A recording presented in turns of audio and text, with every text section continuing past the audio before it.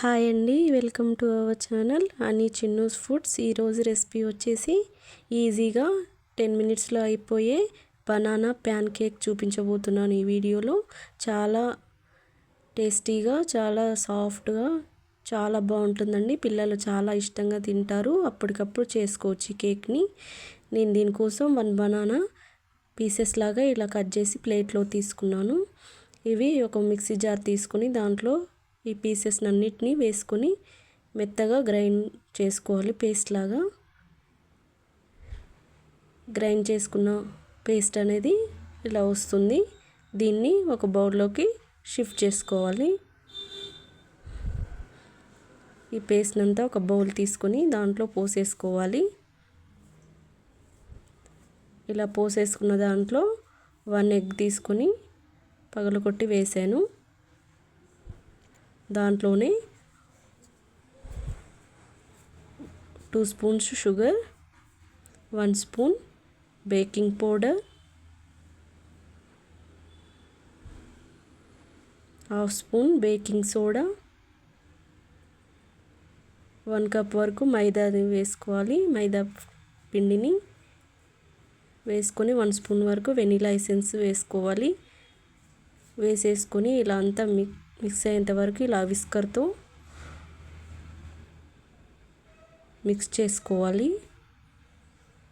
ఇలా బాగా విస్కర్తో మిక్స్ చేసుకుంటూ బాగా ఫ్లఫీగా వచ్చేంత వరకు, పొంగుతున్నట్టుగా వచ్చేంత వరకు కొంచెం పాలను 1/2 కప్ వరకు యాడ్ చేసుకోవాలి. యాడ్ చేసుకొని బాగా మిక్స్ చేసుకోవాలండి. దీంట్లోనే 1 స్పూన్ వరకు బటర్ని వేసుకోవాలి. వేసుకొని మరొకసారి అంతా ఇలా విస్కర్తో బీట్ చేసుకోవాలి.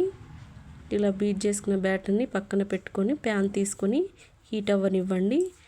1 స్పూన్ బటర్ వేసి దీని ప్యాన్కి మొత్తం అప్లై చేసుకోవాలి.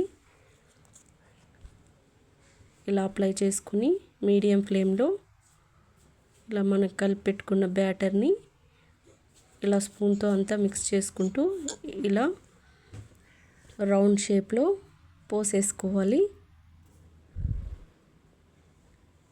ఇలా పోసేసుకొని మీడియం ఫ్లేమ్లో 5 మినిట్స్ కుక్ అవ్వనివ్వండి.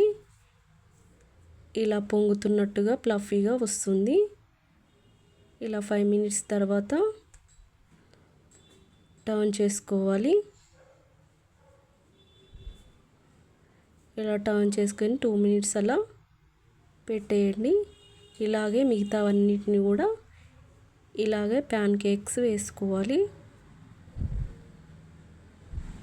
ఇలా 2 మినిట్స్ తర్వాత ప్లేట్లోకి షిఫ్ట్ చేసుకోవాలి. అంతేనండి, ఎంతో ఈజీగా అయిపోయే బనానా ప్యాన్ కేక్ రెడీ అయిపోయాయి. నేను దీని డెకరేషన్ కోసం పైన